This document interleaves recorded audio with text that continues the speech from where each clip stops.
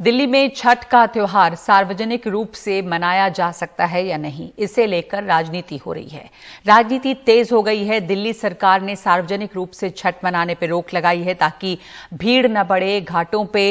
लेकिन बीजेपी के मनोज तिवारी ने इसका विरोध प्रदर्शन शुरू किया। आज विरोध प्रदर्शन के दौरान वो घायल भी हो गए। माहौल गर्म होता देखकर दिल्ली सरकार ने अब केंद्र सरकार से इस मामले पर दिशा निर्देश देने की मांग की है। मेरे भाई बहन, मैं ठीक हूँ। मैं मनोज तिवारी। मुझे चोट तो लगी है लेकिन बहुत चिंता की बात नहीं है। हम डेंजर से बाहर हैं। हम सफदरजंग में मेरा ट्रीटमेंट हुआ है, टेस्ट भी हुआ है, सीटी स्कैन भी हुआ है। आप सब धैर्य से काम लें। और ये हम लोग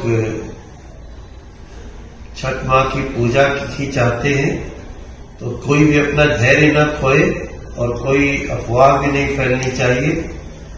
हम लोगों की जो मांग है वो चलती रहेगी। बाकी मैं स्वस्थ हूँ।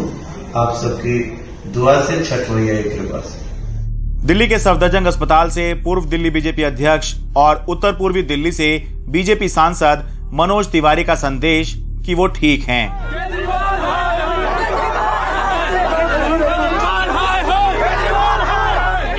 दरअसल मंगलवार दोपहर को बीजेपी सांसद मनोज तिवारी दिल्ली के मुख्यमंत्री अरविंद केजरीवाल के घर के बाहर विरोध प्रदर्शन करते वक्त पुलिस की तरफ से चलाई गई वाटर कैनन से पुलिस बैरिकेड से गिर पड़े और घायल हो गए, जिसके बाद उन्हें तुरंत सफदरजंग अस्पताल ले जाया गया।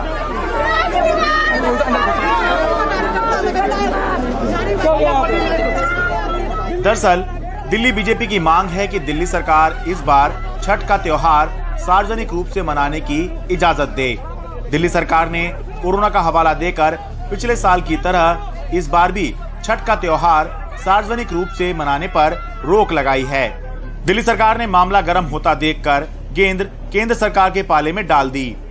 दिल्ली के उप मुख्यमंत्री मनीष सिसोदिया ने केंद्रीय स्वास्थ्य मंत्री मनसुख मांडविया को चिट्ठी लिखकर कहा है कि पिछले साल की ही तरह इस साल भी भारत सरकार जल्द से जल्द स्वास्थ्य विशेषज्ञों और दूसरे संबंधित लोगों से परामर्श कर छठ मनाने के दिशा निर्देश जारी करें, ताकि उत्तर भारत के सभी श्रद्धालु अपनी श्रद्धा, निष्ठा व सुरक्षा को ध्यान में रखते हुए छठ पर्व मना सकें। हम आशा करते हैं कि मनोज तिवारी जी जल्द स्वस्थ होकर जनता की सेवा में लगेंगे। लेकिन इस पूरे मामले में राजनीति ये है कि अगर बीजेपी चाहे तो दिल्ली के उपराज्यपाल केवल एक आदेश देकर इस बार छठ का त्योहार सार्वजनिक रूप से मनवा सकते हैं, लेकिन कहीं कोरोना का संक्रमण ना फैल जाए, इसलिए उपराज्यपाल ने अभी तक ऐसा कोई आदेश नहीं दिया है। लेकिन राजनीति गर्मा गई है और मान लीजिए अगर कल को छठ का त्योहार सार्वजनिक तौर पर मनाने के बाद संक्रमण फैल गया तो जिम्मेदार कौन होगा। इसलिए केजरीवाल सरकार ने यह अनुमति का पूरा मामला केंद्र सरकार के पाले में डाल दिया है। Sharad Sharma, NDTV India.